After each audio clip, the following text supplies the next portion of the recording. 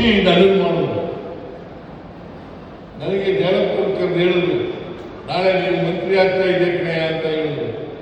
ರಾಜಶೇಖರವರು ಹೇಳಿದ್ರು. ನಾನು ನಂಬಕ್ ಹೋಗಿರಲಿಲ್ಲ. ಯಾಕಂತಂದ್ರೆ ನಾನು ಯಾವತ್ತೂ ಕೂಡ ಮಂತ್ರಿ ಆಗಬೇಕು ಅಂತೇಳಿ ರಾಮಕೃಷ್ಣ ಹೆಗಡೆ ಹತ್ರ ಹೋಗಿ ಕೇಳ್ಕೊಂಡಿರಲಿಲ್ಲ.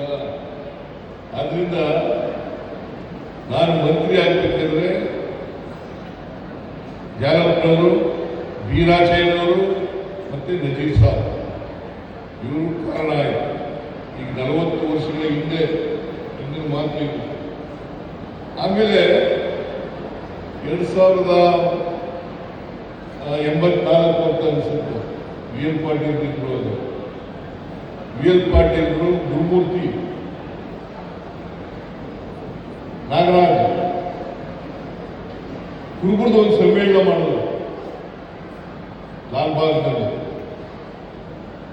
ಅಲ್ಲಿ ಕುರುಬರು ಸಮ್ಮೇಳನ ಮಾಡಿದಾಗ ರಾಮಕೃಷ್ಣ ಹೆಗಡೆಯವರು ಬಂದಿದ್ದರು.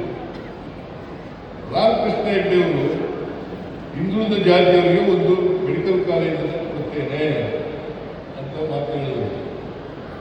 ಆಗ ವಿ ಎಲ್ ಪಾಟೀಲ್ ಮುಂದೆ ಬರಲಿಲ್ಲ, ಜಾಲಪ್ಪನವರು ಮುಂದೆ ಬಂದರು. ಸಿಂಧ್ಯನ್ ಕೂಡ ಇದ್ದರು, ವಿದ್ಯಾ ಸಿಂಧ್ಯನ್ ಕೂಡ ಇದ್ದರು. ಜಾಲಪ್ಪನವರು ಅವತ್ತು ಮೆಡಿಕಲ್ ಕಾಲೇಜ್ ಮಾಡೋದು ಬಹಳ ಕಷ್ಟ ಕೆಲಸ ಇತ್ತು. ಆದರೂ ಕೂಡ ಅದನ್ನು ಸವಾಲಾಗಿ ಸ್ವೀಕಾರ ಮಾಡಿ ಮೆಡಿಕಲ್ ಕಾಲೇಜನ್ನು ಪ್ರಾರಂಭ ಮಾಡಿದರು.